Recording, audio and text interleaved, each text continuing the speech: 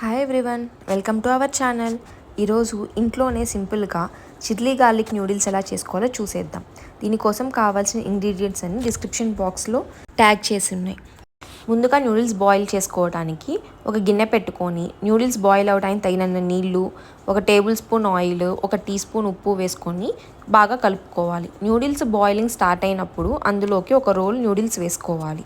ఈ న్యూడిల్స్ మనకి మార్కెట్లో ఈజీగా దొరికేస్తాయి.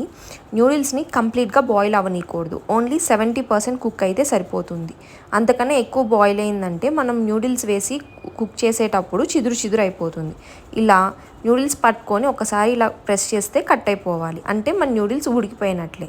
తర్వాత న్యూడిల్స్ని డ్రైన్ చేసేసుకొని ఒకసారి న్యూడిల్స్ని బాగా స్ప్రెడ్ చేసుకొని దాని మీద కోల్డ్ వాటర్ పోసుకోవాలి. ఇలా చేయటం వల్ల న్యూడిల్స్లో ఫర్దర్గా బాయిలింగ్ అనేది స్టాప్ అయిపోతుంది. ఇప్పుడు న్యూడిల్స్ రెడీ అయిపోయినాయి. దీన్ని పక్కన ఉంచేసుకొని ప్రాసెస్లోకి వెళ్ళిపోదాం. దీనికోసం ఒక ఐరన్ కడాయి పెట్టుకొని అందులోకి 1 టేబుల్ స్పూన్ ఆయిల్ వేసుకోవాలి. ఆయిల్ లైట్గా హీట్ ఎక్కిన తర్వాత అందులోకి సన్నగా తరిగిన 2 పచ్చిమిర్చి, సన్నగా తరిగిన 4 వెల్లుల్లి రెబ్బలు వేసుకొని ఫ్రై అవ్వనివ్వాలి. అవి ఫ్రై అయిన తర్వాత అందులోకి నిలువుగా కోసుకున్న ఒక హాఫ్ క్యాప్సికమ్, 1 క్యారెట్, 1 ఆనియన్ వేసుకొని ఒక 2 మినిట్స్ ఫ్రై చేసుకుంటే సరిపోతుంది. వెజ్జీస్ ఎప్పుడు ఓవర్ కుక్ చేయకూడదు. న్యూడిల్స్లో మనకి వెజ్జీస్ పంటి కింద తగులుతూ ఉంటేనే టేస్ట్ బాగుంటుంది. న్యూడిల్స్, ఫ్రైడ్ రైస్ ఇలాంటివి ఐరన్ కడాయిలో చేస్తేనే కొంచెం ఆ టేస్ట్ వస్తుంది. మీ దగ్గర ఐరన్ కడాయి లేకపోతే నార్మల్ కడాయి వాడుకోవచ్చు. 2 మినిట్స్ ఇవి ఫ్రై అయిపోయిన తర్వాత అందులోకి ఒక 2 టేబుల్ స్పూన్స్ సన్నగా తరుక్కున్న క్యాబేజీ వేసుకొని జస్ట్ 1 మినిట్ ఫ్రై చేసుకుంటే సరిపోతుంది. 1 మినిట్ అలా ఫ్రై అయిన తర్వాత అందులోకి మనం ముందుగా బాయిల్ చేసుకొని పక్కన పెట్టుకున్న న్యూడిల్స్ వేసుకొని ఒకసారి కలుపుకుందాం. న్యూడిల్స్ అలా కలుపుకున్న తర్వాత ఇప్పుడు అందులోకి కావాల్సిన సాసెస్ అన్నీ వేసేసుకొని న్యూడిల్స్ని ఫ్రై చేసుకుందాం. ఇప్పుడు న్యూడిల్స్లోకి 1 టీ స్పూన్ ఉప్పు, ఆల్రెడీ ఇందాక న్యూడిల్స్ బాయిల్ చేసేటప్పుడు ఉప్పు వేసాం కాబట్టి చూసి అడ్జస్ట్ చేసుకోండి. అలానే 1 టీ స్పూన్ మిరియాల పొడి, half teaspoon soya sauce, 1 teaspoon chilli sauce, 1 teaspoon ketchup, అలానే 1 teaspoon chilli garlic sauce వేసుకోండి.